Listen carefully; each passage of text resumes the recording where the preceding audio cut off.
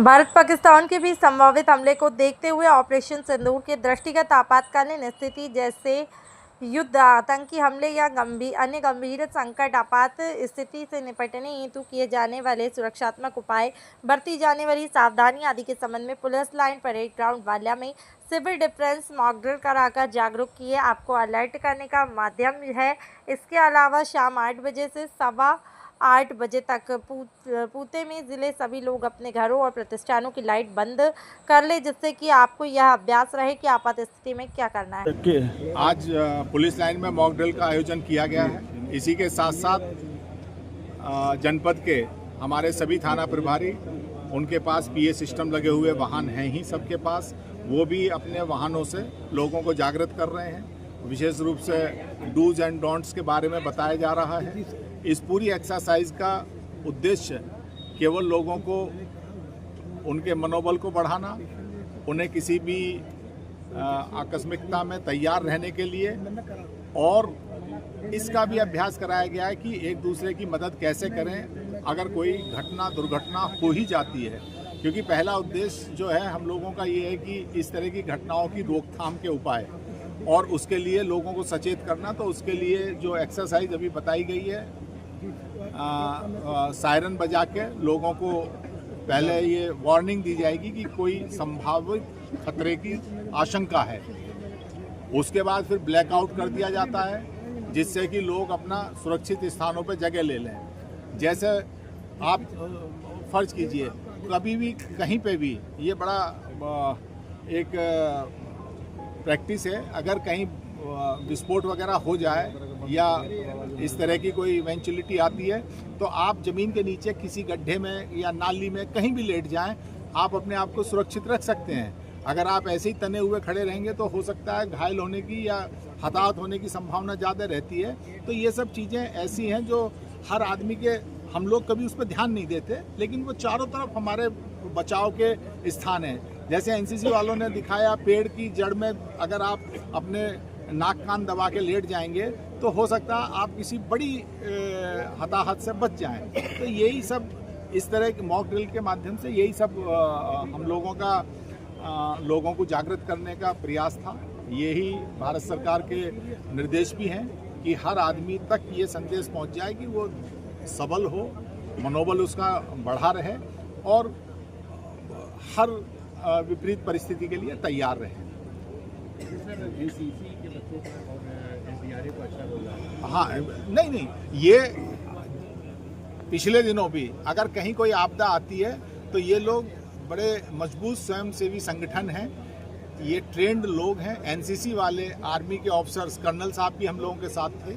उन्होंने अपने सभी जितने एनसीसी के इस जनपद में स्टूडेंट्स हैं विभिन्न स्कूलों में, उन सबको ट्रेन कर रखा है। और ये हम लोगों का समय समय पर ट्रैफिक मैनेजमेंट में भी साथ देते हैं, किसी और मेले इत्यादि में भी हम लोगों का साथ देते हैं, और अगर कोई आकस्मिकता की स्थिति होती है तो उसमें भी साथ देते हैं, और जिसका आज इन्होंने बहुत अच्छा प्रदर्शन किया है। इसी तरह से गाइड एंड स्कॉट के जो बच्चे हैं और लोग हैं वो भी इसमें अपना प्रतिभाग करते हैं। और इसके अलावा कुछ अभी आए नहीं हैं, जैसे नेहरू युवा मंडल के मंगल दल होते हैं, बच्चे हमारे हैं सर। अच्छा, आप भी हैं। ये लोग भी हर तरह की आकस्मिकता के लिए तैयार रहते हैं हमेशा। तो अगर कोई भी इस तरह की स्थिति होगी तो सबका सहयोग लिया जाएगा। और आप लोगों के माध्यम से अपील यही है कि जैसा डीएम साहब ने बताया है, आज 7:30 से लेकर 8 बजे तक सायरन की आवाज़ जहाँ तक जाए वहाँ, और जहाँ तक आप लोगों के माध्यम से संदेश पहुँचे वहाँ सभी लोग सतर्कता के बिल्कुल अलर्ट मोड में रहेंगे, ये मानते हुए कि सायरन बजा है, भले ही उनके पास तक आवाज़ ना पहुँचे।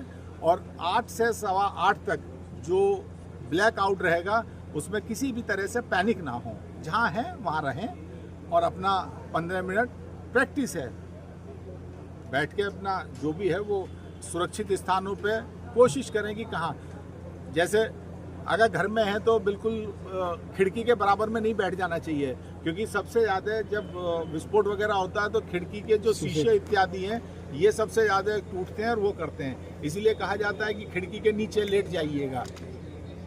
तो ये छोटी छोटी चीज़ों से बहुत हम अपने आप को सुरक्षित रख सकते हैं।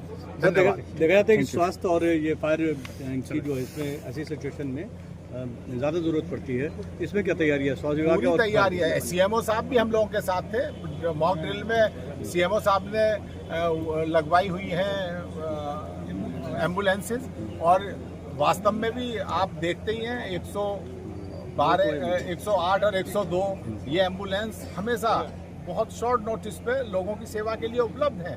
ये अब नॉर्मल टाइम में भी है, और जब असाधारण परिस्थिति होगी तो और व्यापक अरेंजमेंट सीएमओ साहब द्वारा किए जाएंगे। Thank you. बजाया जाएगा और लोगों को इससे किसी तरह घबराने या डरने की जरूरत नहीं है। ये एक वार्निंग सिग्नल है और 8 से 8:15 के बीच में ब्लैकआउट किया जाएगा, जिसमें पूरे जनपद बलिया में सभी जगह की लाइट ऑफ की जाएगी और अंधेरा किया जाएगा। तो ये दोनों प्रोग्राम भी आज हमारे रखे गए हैं। तो मैं पूरे जनपद वासियों से अपील करूंगा कि कृपया इसमें सहयोग करें और जो तरीके हमारे द्वारा बताए जा रहे हैं उनको सीखने का प्रयास करें, उनको जानने का प्रयास करें, ताकि जो है किसी भी प्रकार की अगर घटना होती है तो कैजुअलिटी से और उनसे बचा जाए। जनपद में कितने जगह सायरन बजाया जाएगा? देखिए, जैसा अभी एसपी साहब ने बताया कि यहाँ पर जो पुलिस थाने हैं और जो अग्निशमन के केंद्र हैं उन सभी स्टेशन पर जो है सायरन है, तो उन सभी जगहों पर सायरन बजाने की